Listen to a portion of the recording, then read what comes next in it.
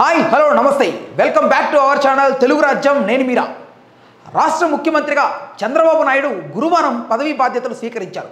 వెలగపూడి సచివాలయంలోని మొదటి బ్లాక్ గల ఛాంబర్లో గురువారం సాయంత్రం 4:41 గంటలకు ఆయన వేద పండితులు పూజల ఆశీర్వచనాల మధ్య బాధ్యతలు తీసుకున్నారు. ఆ వెంటనే ఎన్నికల సమయంలో ప్రజలకు ఇచ్చిన హామీల మేరకు 5 అంశాలు అమలు దస్త్రాలపై సంతకాలు చేశారు. లక్షల మంది నిరుద్యోగుల ఎదురుచూపులు ఫలించేలా 16,347 ఉపాధ్యాయుల పోస్టుల భర్తీ కోసం మెగా డిఎస్సి ప్రకటించి విడుదల చేసిన దస్త్రంపై నిరుద్యోగుల సమక్షంలో మొట్టమొదటి సంతకం చేశారు. ప్రజల ఆస్తులను కొల్లగొట్టేందుకు జగన్ ప్రభుత్వం తీసుకొచ్చిన అత్యంత దుర్మార్గపు రాకాసి చట్టమైన ల్యాండ్ టైటిలింగ్ యాక్ట్ రద్దు ఫైల్ భూ వివాదాల బాధితులు రైతుల సమక్షంలో రెండో సంతకం పెట్టారు. 1,00,000 మంది లబ్ధిదారులకు మేలు కలిగేలా సామాజిక భద్రత పింఛన్లు ₹4,000గా పెంచుతూ లబ్ధిదారుల సమక్షంలో మూడో సంతకం చేశారు. యువత విద్యార్థుల నైపుణ్యం గురించి ఉపాధి అవకాశాలు సృష్టించేందుకు విలువగా నైపుణ్య గణన దస్త్రంపై విద్యార్థుల యువత సమక్షంలో 4వ సంతకం చేశారు. లక్షల మంది పేద ప్రజలు అభాగ్యుల ఆకలి తీర్చే అన్నా క్యాంటీన్ను పునరావర్తన చేస్తూ పేద ప్రజల సమక్షంలో 5వ సంతకం చేశారు. ఈ సందర్భంగా చంద్రబాబు ఆయా కార్యక్రమాలు పథకాల లబ్ధిదారులతో మాట్లాడుతూ చంద్రబాబు 2019 వరకు ముఖ్యమంత్రిగా ఉన్నప్పుడు వినియోగించిన ఛాంబర్నే ఇప్పుడు తీసుకున్నారు. నూతన మంత్రులు కొత్తగా ఎమ్మెల్యేలుగా ఎన్నికైన వారు ప్రజాప్రతినిధులు అన్నారు.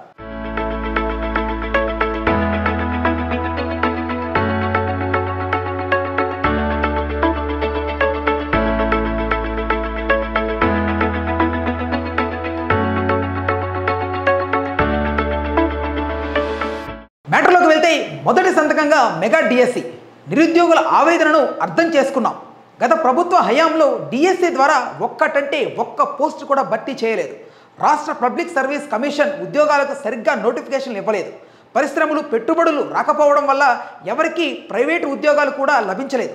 దేశంలోని అత్యధికంగా మన రాష్ట్రంలో 24% నిరుద్యోగ రేటు ఉందని నిరుద్యోగుల ఆవేదనను అర్థం చేసుకున్నామని నేను పవన్ కళ్యాణ్ భాజపా కలిసి ఎన్నికల్లో వారికి ఇచ్చిన హామీ మేరకు 16,347 ఉపాధ్యాయ పోస్టుల భర్తీకి సంబంధించిన మెగా డిఎస్సి ప్రకటనపై తొలి సంతకం చేస్తున్నా అని చంద్రబాబు తెలిపారు.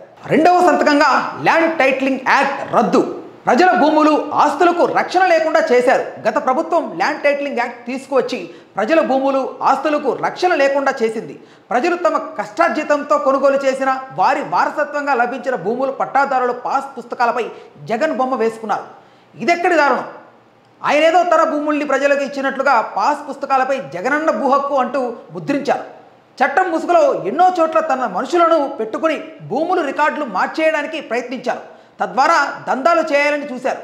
భూ రికార్డులు మారిపోతే బాధితులు హైకోర్టును ఆశ్రయించడం తప్ప వేరే దిక్కు లేకుండా చేశారు. హైకోర్టుకు వెళ్తే వివాద పరిష్కారానికి 50 ఏళ్లు పైనే పడుతుంది. అందుకే ల్యాండ్ టైటిలింగ్ యాక్ట్ చట్టాన్ని రద్దు చేస్తున్నాం. దీన్ని ఉపసంహరించుకునే దస్త్రంపై రెండో సంతకం చేస్తున్నా అని చంద్రబాబు చెప్పారు. మూడవ సంతకంగా పెన్షన్ ₹4,000 పెంపు. బకాయింపులతో కలిపి జూలైలో 7,000 ఇస్తాం. ఎన్టీఆర్ హయాంలోనే మొట్టమొదటిసారి సామాజిక భద్రతా పెన్షన్లు ప్రారంభమయ్యాయి. ₹35తో ఆయన ఈ పథకాన్ని మొదలుపెట్టారు.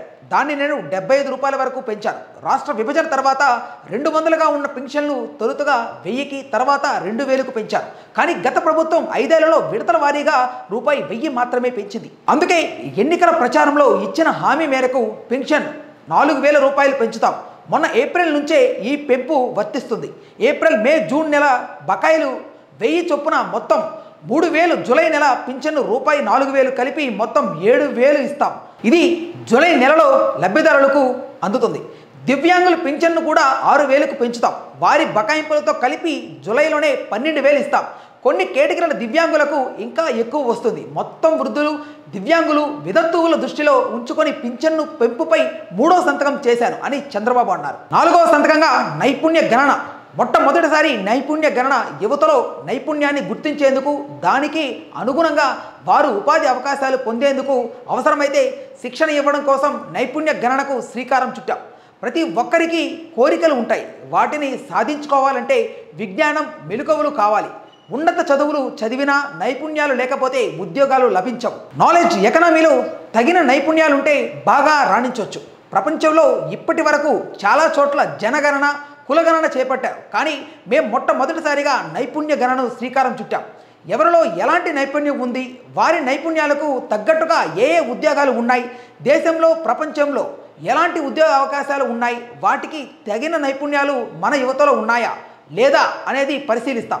పెట్టుబడులు భారీగా వచ్చినప్పుడు వేరే రాష్ట్రాల నుంచి ఉద్యోగులు రాకుండా మన రాష్ట్రం నుంచే కావాల్సిన మానవ వనరులను అభివృద్ధి చేయాలి, కావాల్సిన నైపుణ్యాన్ని అభివృద్ధి చేసుకొని ఈ కార్యక్రమానికి శ్రీకారం చుట్టాం. ఇది నా మనసుకు బాగా దగ్గరగా ఉన్న సబ్జెక్ట్ అని చంద్రబాబు తెలిపారు. 5వ సంతకంగా అన్నా క్యాంటీన్ల పునరుద్ధరణ. అన్నా క్యాంటీన్లు రద్దు చేసి పైశాచిక ఆనందం పొందారు. పేదలకు అన్నం పెట్టాలనే ఉద్దేశంతో తెదేపా ప్రభుత్వ హయాంలో అన్నా క్యాంటీన్లను ఏర్పాటు చేశాం. చిరుద్యోగులు, కూలీ పనులు చేసుకునే వారికి ఇది ఎంతో ఉపయోగపడేది. కర్ణాటకలో ఇందిరా క్యాంటీన్లు, తమిళనాడులో అమ్మా క్యాంటీన్లు ఉన్నాయి. మనం అన్నా క్యాంటీన్లు పెడితే గత ప్రభుత్వం అధికారంలోకి రాగానే వాటిని మూసేసింది. చాలామంది అన్నా క్యాంటీన్లలో భోజనాలు ఏర్పాటుకు విరాళాలు ఇచ్చారు. కానీ జగన్ ఇలాంటి హుతార కార్యక్రమాన్ని రద్దు చేసి పైశాచిక ఆనందాన్ని పొందారు. అందుకే అన్నా క్యాంటీన్లు పునరుద్ధరణపై 5వ సంతకం చేస్తున్నాం. ఎన్ని క్యాంటీన్లు పెట్టాలనేది పరిశీలించిన తర్వాతే నిర్ణయం తీసుకుంటామని చంద్రబాబు చెప్పారు. ఎన్నికల ముందు ఇచ్చిన హామీలను అమలులోకి తీసుకొచ్చినటువంటి చంద్రబాబు నాయుడు గారికి కృతజ్ఞతలు తెలియజేసుకుంటున్నాం తెలుగు రాజ్యం టీం తరపు నుంచి. మరిన్ని వీడియోస్ కోసం అయితే వెంటనే మన ఛానల్ అయితే సబ్స్క్రైబ్ చేసుకోండి. Stay tuned to our channel Telugu Rajyam. నేను Meera. Please do subscribe to Telugu Rajyam channel. Please do subscribe to Telugu Rajyam channel. Please do subscribe to Telugu Rajyam channel. Hi అండి, నేను మీ ఆర్పీని, నెల్లూరు పెద్దారెడ్డి చేపల పులుసు ఓనర్ని. మీరు తెలుగు రాజ్యం అనే ఈ యూట్యూబ్ ఛానల్ సబ్స్క్రైబ్ చేసుకుని మంచి మంచి వీడియోలతో వస్తారు. Thank you so much. Hi people, I'm Sonakshi Verma and you please watch Telugu Rajyam and please subscribe to the channel.